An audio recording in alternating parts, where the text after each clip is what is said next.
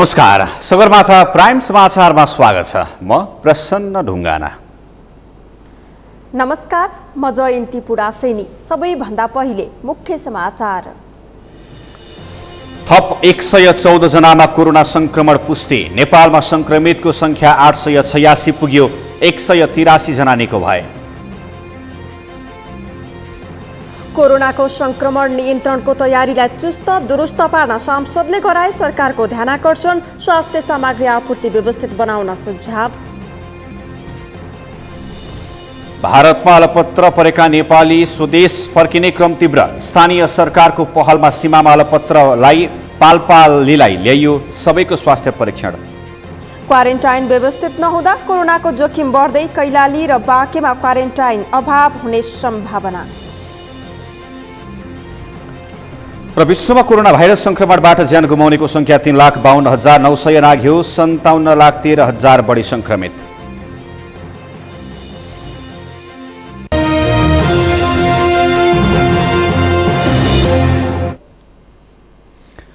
Sagarmatha prime समाचार अब विस्तारमा। नेपालमा कोरोना संक्रमितको संख्या 886 पुगेको छ। आज एकै दिन 114 जनामा कोरोना संक्रमण पुष्टि भएको छ। आज रौतहट, झापा, बागलुङ, दाङ, सप्तरीका नागरिकमा कोरोना संक्रमण पुष्टि भएको छ। एकै दिन धेरै जनामा संक्रमण पुष्टि भएसँगै त्रास बढेको छ। अहिलेसम्म कोरोना संक्रमित 183 जना उपचारपछि निको भएर फर्किएका छन्। केशव शर्माको रिपोर्ट। बुधबार एकै दिन अहिलेसम्मकै सबैभन्दा बढी संख्यामा कोरोना भाइरसका नयाँ संक्रमित थपिएका छन्। स्वास्थ्य तथा जनसङ्ख्या मन्त्रालयका अनुसार बुधबार थप 114 जनामा संक्रमण देखिएको छ। यो सँगै नेपालमा कुल संक्रमितको संख्या 886 पुगेको छ। मन्त्रालयका प्रवक्ता डाक्टर विकास देवकोटाका अनुसार बुधबार धरानको बीपी कोइराला स्वास्थ्य विज्ञान प्रतिष्ठानमा गरिएको परीक्षणमा 11 जनामा पोजिटिभ देखिएको छ। पोजिटिभ देखिने सबै सप्तरीका हुन्। यसैगरी कोशी अस्पतालमा गरिएको परीक्षणमा झापाका 17 जनामा कोरोना पोजिटिभ देखिएको छ। हेटौडामा भएको परीक्षणमा रौतहटका 7 सहित 8 जनामा कोरोना पोजिटिभ देखिएको छ। पोखरामा भएको परीक्षणमा बागलुङका 4 जनामा पोजिटिभ देखिएको छ। दाङमा भएको परीक्षणमा रुकुमपूर्वका 3, दाङका 15 गरी 18 जनामा पोजिटिभ देखिएको छ। यस्तै भेरी अस्पतालमा भएको परीक्षणमा 16 जना पोजिटिभ देखिएको प्रवक्ता डाक्टर देवकोटाले बताउनुभयो। राष्ट्रिय जनस्वास्थ्य प्रयोगशालामा गरिएको परीक्षणमा 38 जनाको पोजिटिभ रिपोर्ट आएको छ। संक्रमित देखिएका मध्ये पुरुष 796 र महिला 90 रहेका छन्। नयाँ संक्रमितहरूको क्वारेन्टाइनमा उपचार सुरु गरिएको उनले बताएका छन्। राष्ट्रिय जनस्वास्थ्य प्रयोगशालामा गरिएको परीक्षणमा 38 जनाको पोजिटिभ आएको छ। उहाँहरूमध्ये सिराहा सिद्धिचरणका 1 जना 39 वर्षीय पुरुष, सिराहाका थाई ठेगाना भएका तर हाल रूपनी सप्तरीमा रहनुभएका 1 जना 35 वर्षीय पुरुष, त्यसैगरी 12 प्रचौता नगरपालिकाका 7 जना जो 52 वर्षीय महिला र 22 देखि 40 वर्षीयका 6 जना पुरुष हुनुहुन्छ। त्यसैगरी रौतहटका हाल 12 मा रहनुभएका प्रचौता नगरपालिकामै रहनुभएका 1 जना हुनुहुन्छ। उहाँहरूको थाई ठेगाना चाहिँ उहाँको रौतहट हो, हाल 12 मा हुनुहुन्छ। उहाँ 1 जना 41 वर्षीय पुरुष। त्यसैगरी रौतहट गौरका 8 जना 35 वर्षीय महिला र 18 देखि 30 वर्ष उमेरका 7 जना पुरुषहरू। त्यसैगरी रौतहटकै देवाही गुनाही नगरपालिकाका 2 जना 21 र 35 वर्षीय पुरुष। त्यसैगरी रौतहटकै कठरिया नगरपालिकाका 2 जना 27 र 36 वर्षीय पुरुष। त्यसैगरी रौतहटकै श्रीजन्ता सेकेन्डरी स्कुलमा गरिएको नमुना परीक्षणमा 14 जना रौतहटका पोजिटिभ देखिनु भएको छ। उहाँहरू 17 देखि 50 वर्ष उमेरका हुनुहुन्छ। त्यसैगरी मदरसाका रौतहटकै 2 जना हुनुहुन्छ, 13 र 35 वर्षीय पुरुषहरू हुन्छ। आजका सबै पहिचान भएका संक्रमित व्यक्तिहरू हामीलाई प्राप्त जानकारी अनुसार क्वारेन्टाइनमै रहनु भएको छ। यसरी कुल संक्रमितको संख्या 886 पुगेको छ, जसमध्ये पुरुषहरू 796 जना र महिला 90 जना हुनुहुन्छ। अहिले देशभरिका आइसोलेसनमा 679 जना संक्रमित रहेका छन्। प्रदेश नम्बर 1 मा 73, प्रदेश नम्बर 2 मा 226, बागमती प्रदेशमा 27 र गण्डकी प्रदेशमा 11 आइसोलेसनमा उपचाररत छन्। यस्तै प्रदेश नम्बर 5 मा 325, कर्णाली प्रदेशमा 25, सुदूरपश्चिम प्रदेशमा 12 जना उपचाररत रहेको प्रवक्ता देवकोटाले जानकारी दिए। बुधबारसम्म 183 जना संक्रमित उपचारपछि निको भएर घर फर्किएका छन्। प्रदेश नम्बर 1 मा 30, प्रदेश नम्बर 2 मा 97, बागमती प्रदेशमा 11 र गण्डकी प्रदेशमा 2 जना निको भएर घर फर्किएका छन्। यस्तै प्रदेश नम्बर 5 मा 38 र सुदूरपश्चिम प्रदेशमा 5 जना डिस्चार्ज भएका छन्। बुधबार मात्रै नारायणी अस्पतालबाट 28 जना, कोशी अस्पतालबाट 4, सुशील कोइराला पर्खर क्यान्सर अस्पतालबाट 2 जना डिस्चार्ज भएका छन्। हालसम्म पीसीआर विधिबाट 58,277 र आरडीटी विधिबाट 1,02,87 जनाको नमुना परीक्षण गरिएको छ। सगरमाथा टेलिभिजनका लागि केशव शर्मा, काठमाडौँ। आदरणीय दर्शकवृन्द, आज मात्रै 114 जना कोरोना संक्रमितहरू थपिएका छन्। यो सँगै नेपालमा कोरोना संक्रमितको संख्या 886 पुगेको छ। आज हामी विभिन्न जिल्लाका हाम्रा संवाददाताहरूसँग कुराकानी गर्नेछौँ र रौतहटमा पनि आज केही कोरोना संक्रमितहरू भेटिएका छन्। यही विषयमा केन्द्रित रहेर हामी यति बेला रौतहटका हाम्रा संवाददाता रत्न अधिकारीसँग प्रत्यक्ष रूपमा टेलिफोन सम्पर्क गर्दैछौँ। रत्नजी, हजुर, हामीलाई सुन्दै हुनुहुन्छ? हजुर, सुनिरहेका छु।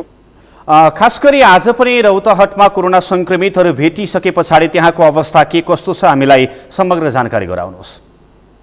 रौतहटमा आज मात्रै 35 जनाको रिपोर्ट पोजिटिभ आएको छ र यहाँ हिजो मङ्गलबार 22 जनाको रिपोर्ट पोजिटिभ आएको थियो र दिन प्रतिदिन संक्रमितको संख्या बढ्दै गएर आजका दिनसम्म रौतहटमा मात्रै 104 जनामा संक्रमित भएको छ र अहिले रौतहटमा यति बेला संक्रमितको संख्या अत्यधिक बढेको कारणले गर्दा यहाँ आइसोलेसन बेड पनि अत्यन्तै कम। जस्तै जिल्लाको 2 ठाउँमा राजपुर भरदा स्वास्थ्य केन्द्रमा र गौरको नर्सिङ कलेजमा गएर जम्मा 44 वटा मात्रै आइसोलेसन बेडहरू भएको हुनाले उपचारमा समेत समस्या देखिएको छ।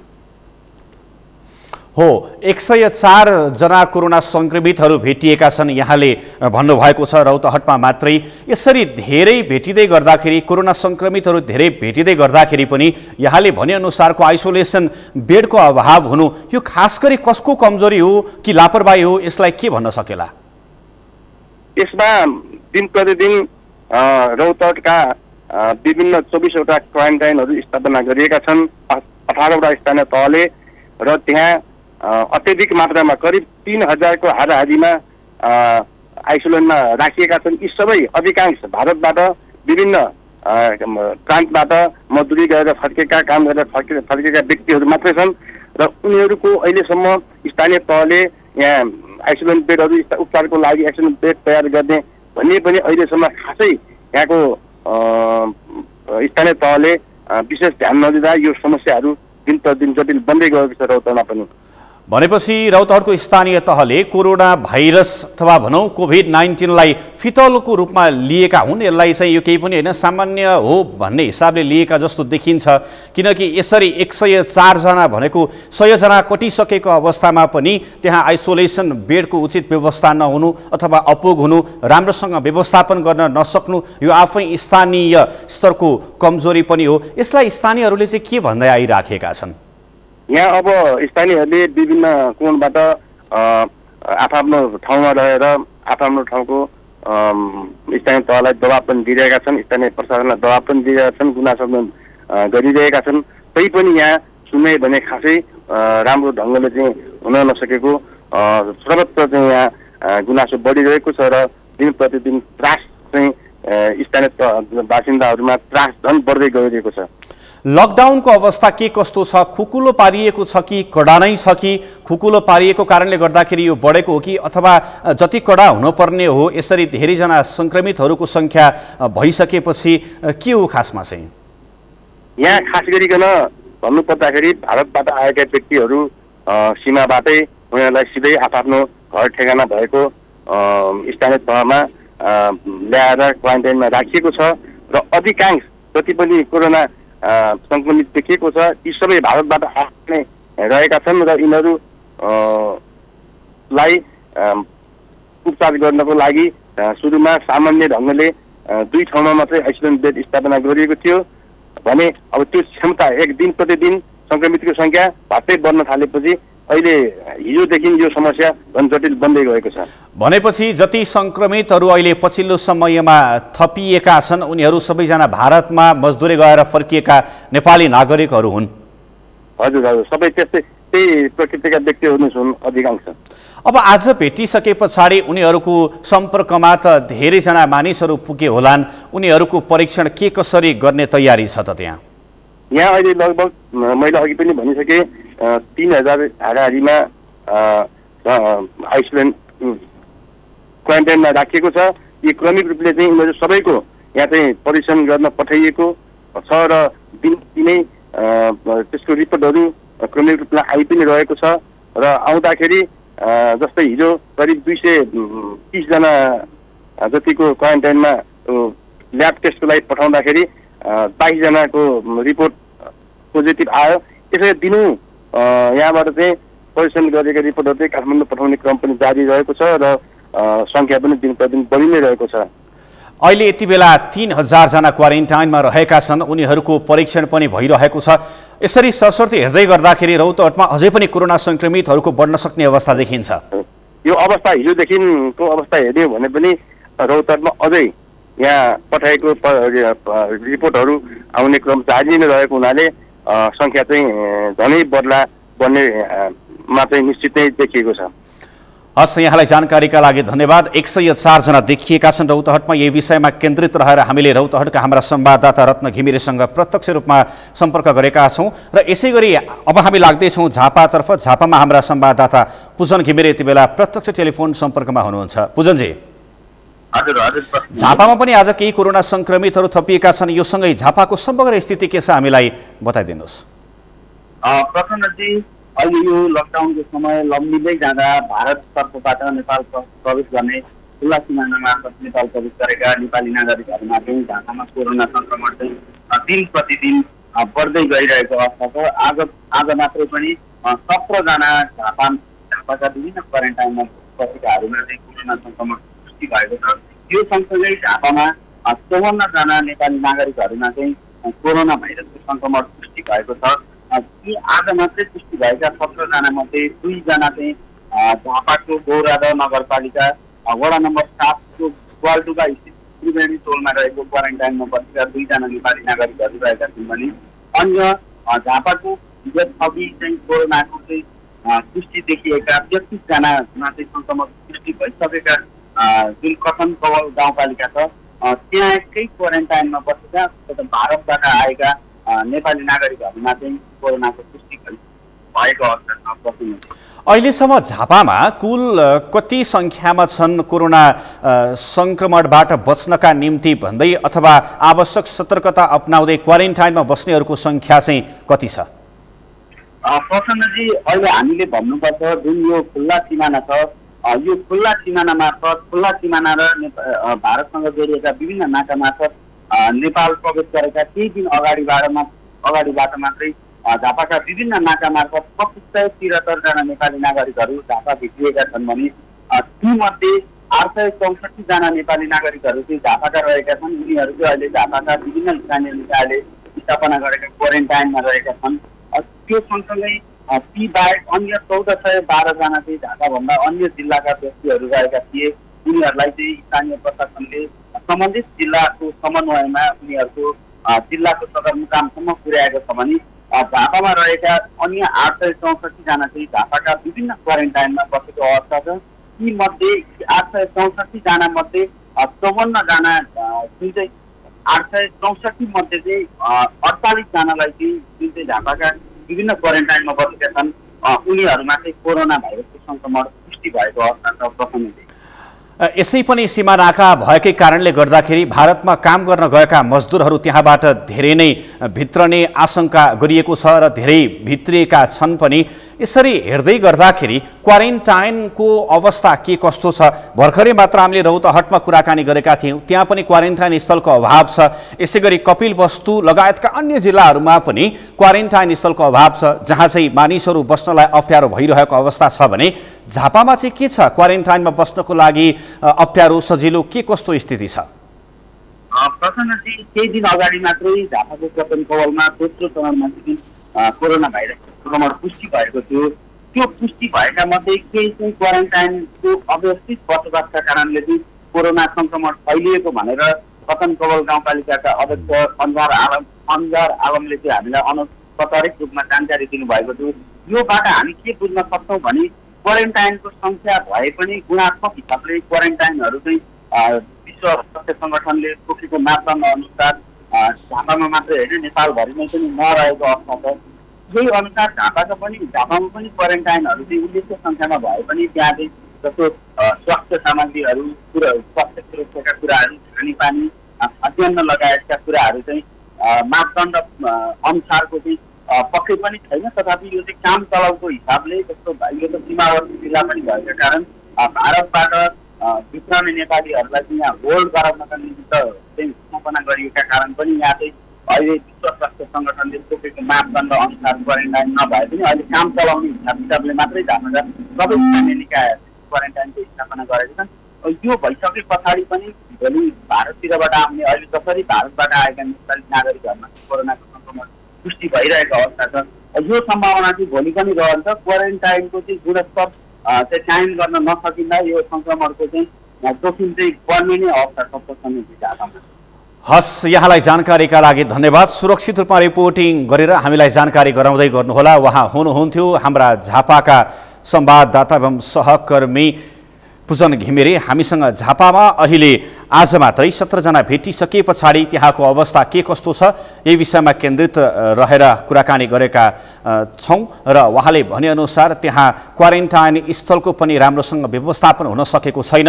WHO ले मान्यता दिए अनुसारको क्वारेन्टाइनमा व्यवस्थापन हुन सकेको छैन भन्ने जानकारी हामीलाई गराउनु भएको छ। हामी सगरमाथा प्राइम समाचारमा छौं। अब बाँकी समाचार।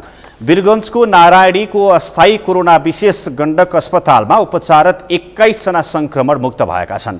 उनीहरूलाई मंगलबार राति डिस्चार्ज गरिएको हो। अस्पतालमा उपचाररत रहेका 30 संक्रमित मध्ये 21 जना डिस्चार्ज भएका हुन्। अन्यको उपचार भइरहेको छ। लगातार दोस्रो पटकको PCR रिपोर्ट नेगेटिभ आएका 21 जनाको स्वास्थ्य अवस्था पनि सामान्य रहेकाले डिस्चार्ज गरिएको अस्पतालले जनाएको छ। हुने क्रममा हुनुहुन्छ उहाँहरूमा सामान्य टाउको दुख्ने जिउ दुख्ने बाहेक अर्को असामान्य यो कोभिडको संक्रमणका लक्षणहरू कसैमा पनि थिएन। उहाँहरूले त्यस्तो कुनै लक्षणहरू पनि भन्नु भएन। उहाँहरूको ब्लड रिपोर्ट परीक्षण पनि हामीले गऱ्यौँ, त्यो पनि सामान्य नै थियो। रिपोर्टहरू पनि हामीसँग आएको र उहाँको हामीले जुन प्रोटोकल निर्माण गरेका थियौँ डिस्चार्जको, त्यो 10 दिन पछाडि 2टा रिपोर्ट कन्जिक्युटिभ 2टा रिपोर्ट चाहिँ नेगेटिभ आए पछाडि हामीले आज उहाँको दोस्रो रिपोर्ट 21 जनाकै दोस्रो रिपोर्ट नेगेटिभ आएपछि हामीले उहाँलाई डिस्चार्ज गर्ने तयारी गर्छौँ।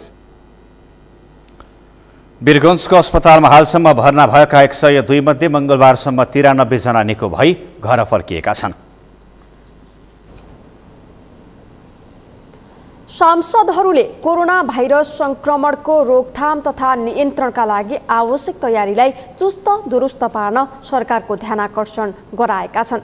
कोरोना भाइरस संक्रमितको संख्या दैनिक बढिरहँदा भारतीय सीमा र तराईका जिल्लामा परीक्षण किटको अभाव भएको भन्दै उनीहरूले आवश्यक स्वास्थ्य सामग्री आपूर्तिको व्यवस्थालाई चुस्त दुरुस्त राख्न माग गरेका हुन्। एक रिपोर्ट।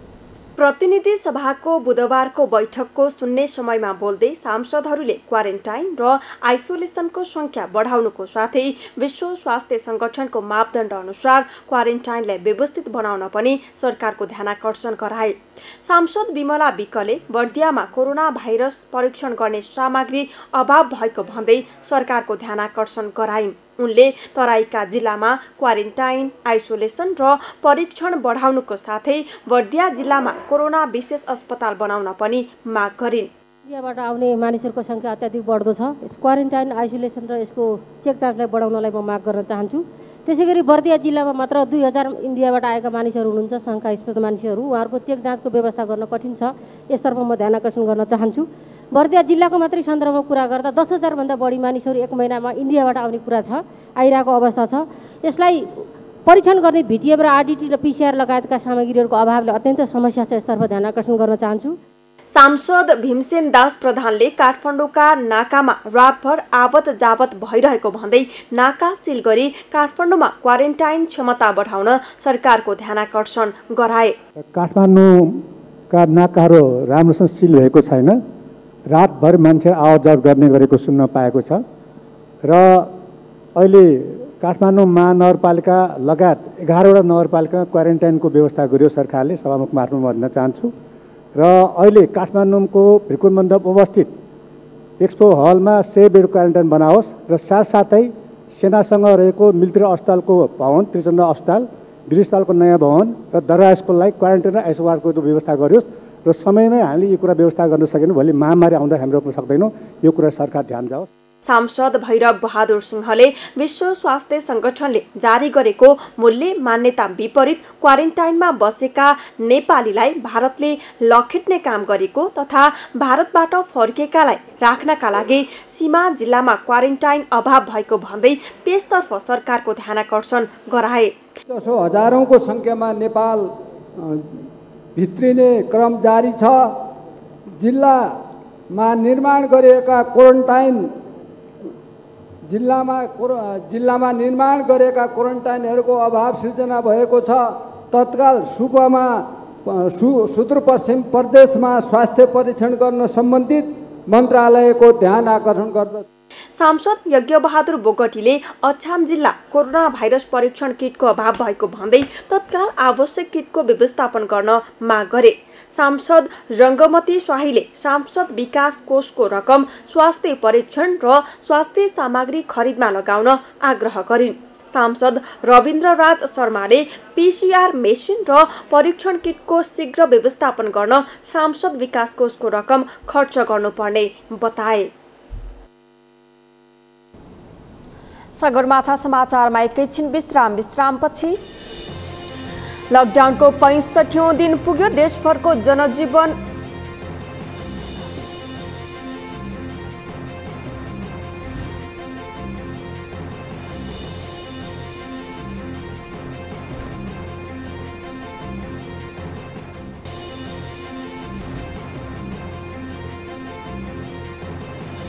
र क्वारेन्टाइन व्यवस्थित नहुँदा कोरोनाको जोखिम बढ्दै कैलाली र बाँकेमा क्वारेन्टाइन अभाव हुने सम्भावना।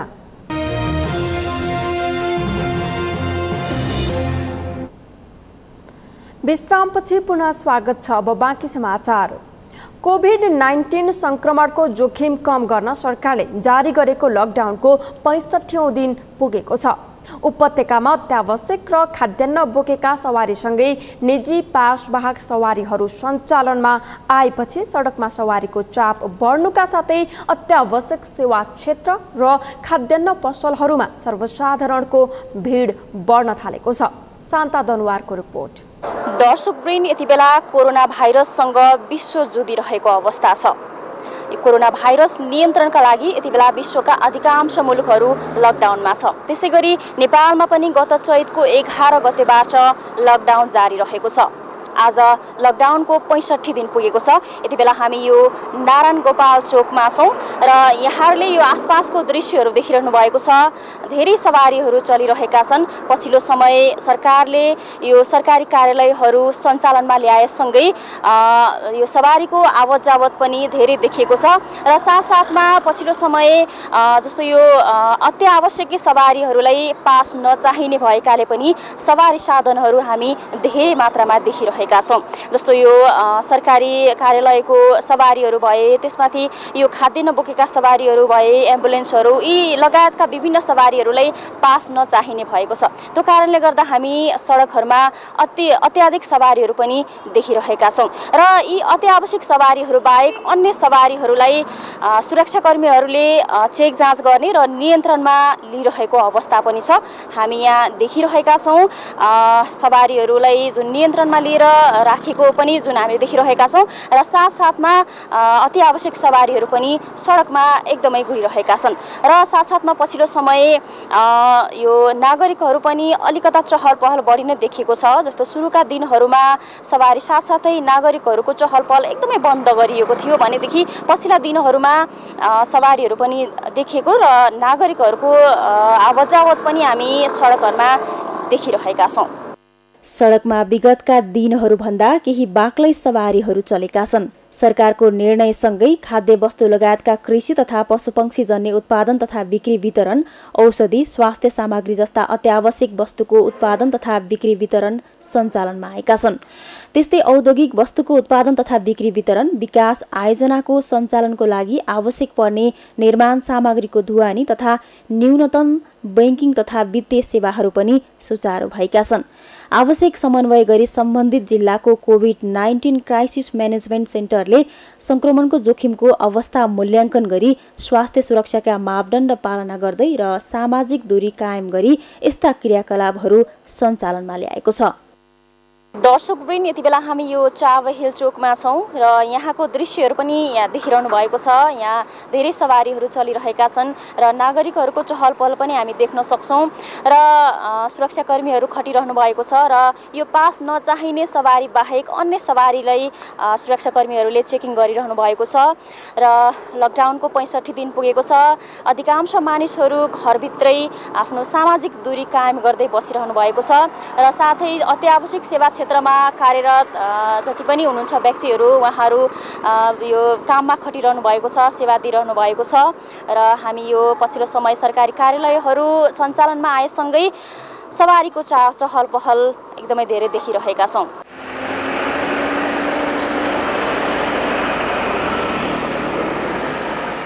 दर्शकवृन्द, हामीले यो लकडाउन सुरु भएदेखि यो काठमाडौँ उपत्यकाको विभिन्न स्थानको जानकारी यहाँहरूलाई गराउँदै आइरहेका छौँ र आज पनि हामी यो नारायण गोपाल चोक, सुकेधारा, चावहिल हुँदै हामी यतिखेर यो गौशाला चोकमा आइपुगेका छौँ र यहाँको दृश्य पनि जुन देखिरहनु भएको छ, यहाँ पनि सवारी साधनहरू चलिरहेका छन्, साथै नागरिकहरूको आवत जावत पनि हामी देख्न सक्छौँ र यो पछिल्लो समय लकडाउन जारी हुँदै गर्दा संक्रमितको सङ्ख्याहरू पनि तीव्र रूपमा बढिरहेको छ।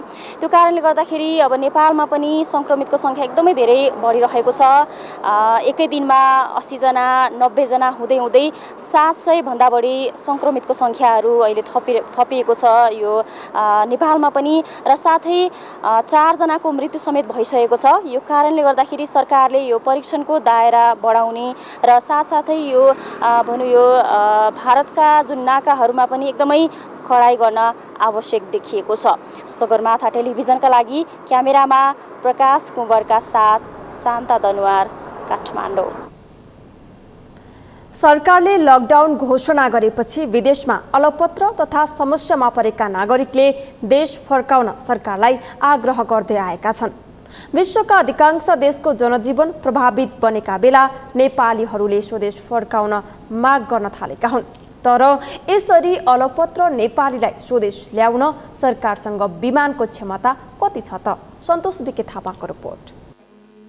विदेशमा बसोबास गर्दै आएका तर कोरोना भाइरसको महामारीले समस्यामा परेका नेपाली नागरिकहरूले सरकारसँग स्वदेश फर्किन पाउनुपर्ने माग गर्दै आएका छन्।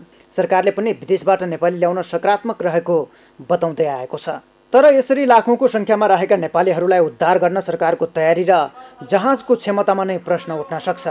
कोरोना भाइरसका कारण समस्यामा परेका नागरिकहरू भारत बाहेकका देशबाट मात्रै करिब 6 लाख बढी नेपाल फर्किन चाहेका छन्। जहाजको क्षमता कति छ? नेपालका वायु सेवा कम्पनीहरू हिमालय एयरलाइन्स र नेपाल एयरलाइन्ससँग ठुला जहाज छन्। अन्तर्राष्ट्रिय उडान पनि यिनै जहाजले भर्दै आएका छन्। त्यसमध्ये नेपाल वायु सेवा निगम सरकारी स्वामित्वको हो भने हिमालय एयरलाइन्स केही विदेशी लगानीसहित यति ग्रुपले सञ्चालन गर्दै आएको छ। तर यसमा पनि उद्धार गर्नु परे नेपाल एयरलाइन्सकै जहाज पहिलो प्राथमिकतामा पर्दै आएको छ। वाइड बडी जहाज नेपाल एयरलाइन्ससँग मात्रै छ। अहिले एयरलाइन्ससँग 4 वटा जहाज अन्तर्राष्ट्रिय उडानका लागि छन्। 274 सीट क्षमताका 2 वटा वाइड बडी र 158 क्षमताका 2 वटा न्यारो बडी जहाज सरकारी स्वामित्वको नेपाल एयरलाइन्ससँग छन्। यसरी एकैपटक 4 वटा जहाज प्रयोग गरेर नेपालीहरू ल्याएको खण्डमा 864 जना ल्याउन सक्ने क्षमता नेपाल एयरलाइन्ससँग छ। नेपाल एयरलाइन्सको विकल्प के छ? सरकारी स्वामित्वको नेपाल एयरलाइन्सको क्षमताले नभए हिमालय एयरलाइन्स प्रमुख विकल्प रहनेछ। हिमालय एयरलाइन्ससँग 4 वटा न्यारो बडी प्रयोग गर्दा एकपटकमा 602 जनाले यात्रा गर्न सक्छन्। यसरी दुवै एयरलाइन्सका जहाज प्रयोग गर्दा एकपटकमा 1466 जना बोक्न सक्ने क्षमता छ। अन्य विकल्प छैन त? नेपाल एयरलाइन्स र हिमालय एयरलाइन्स बाहेक आन्तरिक उडान भरिरहेका सुरु एयरलाइन्स र बुद्ध एयर तथा यति एयरलाइन पनि विकल्पमा छन्। तर लामो दूरीको प्रयोगमा बढी समय र खर्च बढी लाग्ने बताउने यी जहाजहरू भारत लगायत सार्क मुलुकमा मात्रै उडान भर्न सक्ने क्षमता राख्दछन्, जसमा लकडाउन अवधिमा सिङ्गापुर र ट्युनिसिया पुगेर आएको सूर्य एयरलाइन्सले आवश्यकतामा उडान गर्न सक्ने बताएको छ।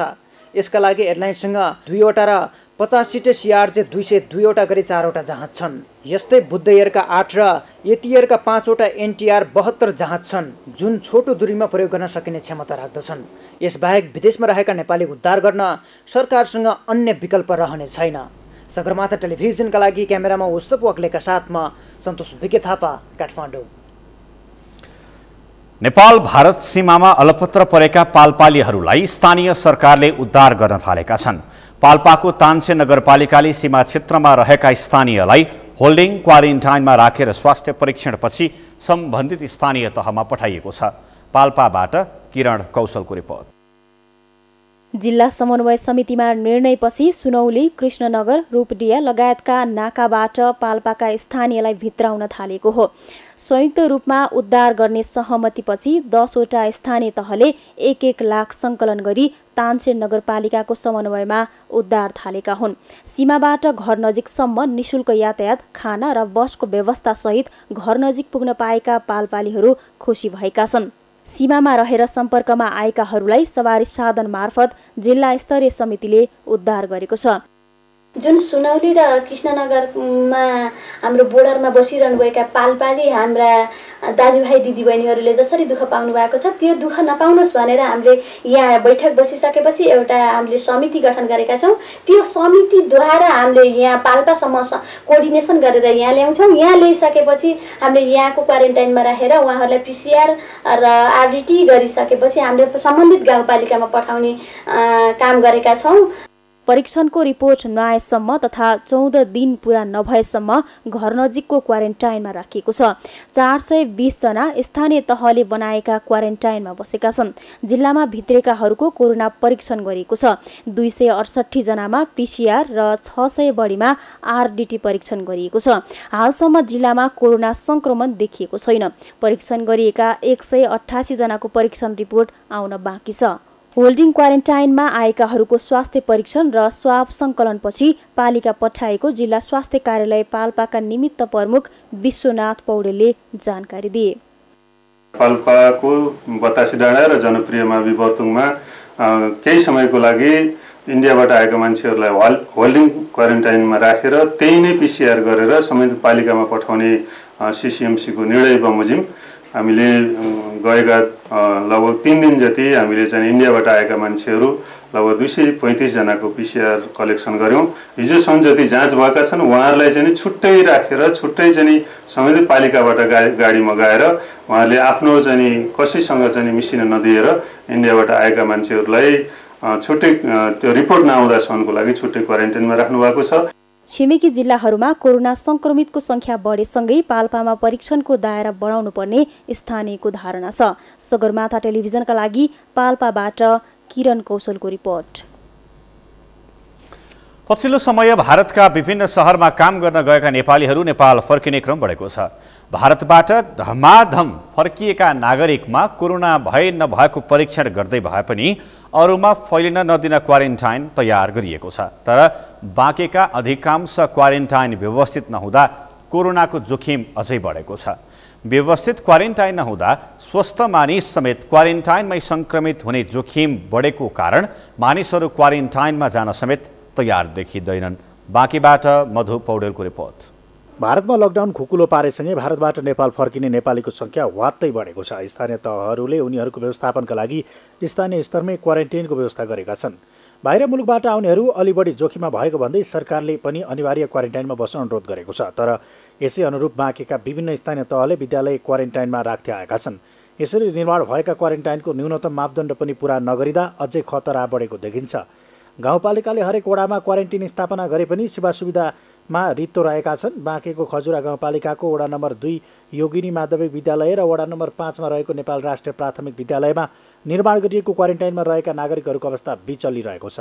स्थानीय सरकारले कुनै पनि किसिमको सुविधा नदिएको क्वारेन्टाइनमा बस्नेहरूको गुनासो छ।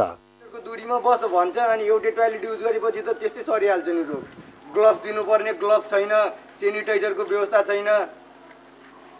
सबै व्यवस्था हुनुपर्छ नि। नास्ता पनि नास्ता त एक टाइम दिइरहेछन्, 5 बजे चाउचाउ आउँछ, 7 बजे त घरको खाना आइहाल्छ। अब बिहान हुनुपर्ने हो नास्ताको व्यवस्था, बिहान पनि छैन। गाउँपालिकाका वडाहरूमा निर्माण गरिएका क्वारेन्टाइनहरूको व्यवस्थापन निकै कमजोर देखिएको छ। निर्माण गरिएका क्वारेन्टाइनहरूमा न त कोठामा बत्ती छ, न त पङ्खा नै रहेको छ। क्वारेन्टाइनमा पठाइनु पूर्व स्थानीय प्रशासनले सबै प्रकारका सुविधा दिने भनिए पनि क्वारेन्टाइनमा त्यस्तो सुविधा केही पनि छैनन्। सरले भन्नुभयो कि फ्यान छ, लाइट छ, पानी छ, अरू के चाहियो, खाना आफ्नो घरदेखि मगाउने। हुन्छ सर, यति भयो भने पुग्छ हामीहरूलाई। पानी र लाइट र फ्यान चाहियो हामीहरूलाई। भारतमा कोरोना सङ्क्रमणले महामारीको रूप लिएको र खुल्ला सिमाना भएका कारण बाँके कोरोनाको उच्च जोखिममा रहेको जिल्ला हो।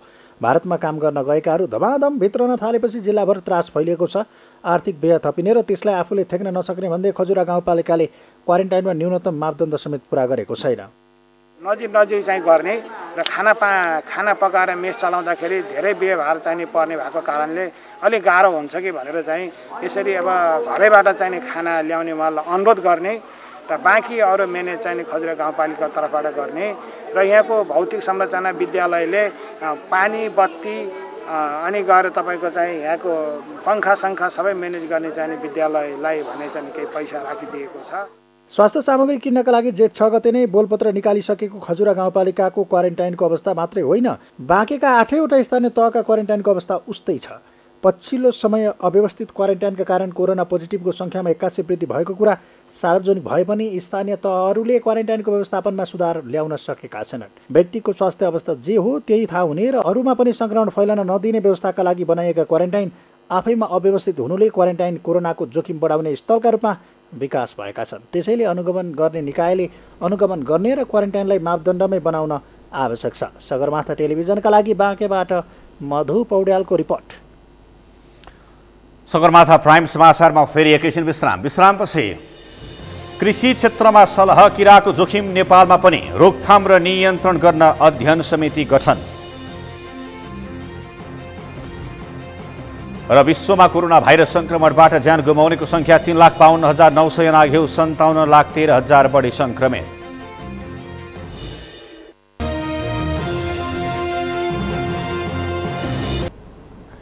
यो सँगै हामी सगरमाथा प्राइम समाचारको अन्त्यमा छौं। अन्त्यमा मुख्य समाचार फेरि एकपटक। थप 114 जनामा कोरोना संक्रमण पुष्टि। नेपालमा संक्रमितको संख्या 886 पुग्यो, 183 जना निको भए। कोरोनाको संक्रमण नियन्त्रणको तयारीलाई चुस्त दुरुस्त पार्न सांसदले गराए सरकारको ध्यानाकर्षण। स्वास्थ्य सामग्री आपूर्ति व्यवस्थित बनाउन सुझाव। भारतमा अलपत्र नेपाली स्वदेश फर्कने क्रम तीव्र। स्थानीय सरकारको पहलमा सीमामा अलपत्र पालपालीलाई ल्याइयो सबैको स्वास्थ्य परीक्षण। क्वारेन्टाइन व्यवस्थित नहुँदा कोरोनाको जोखिम बढ्दै, कैलाली र बाँकेमा क्वारेन्टाइन अभाव हुने सम्भावना। र विश्वमा कोरोना भाइरस संक्रमणबाट ज्यान गुमाउनेको संख्या 3,52,900 नाघ्यो, 57,13,000 बढी संक्रमित।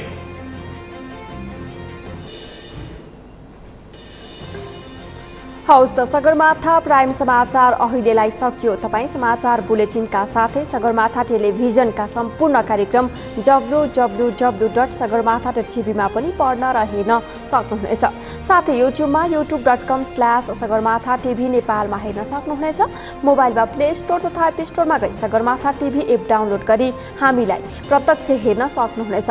साथै तपाईँ हामीलाई फेसबुकमा पनि facebook.com/STV नेपालमा फलो गर्न सक्नुहुनेछ। समाचारको शिखर, नेपालको गौरव, नेपालको पहिलो न्युज च्यानल सगरमाथा टेलिभिजन हेर्दै गर्नुहोला। नमस्कार।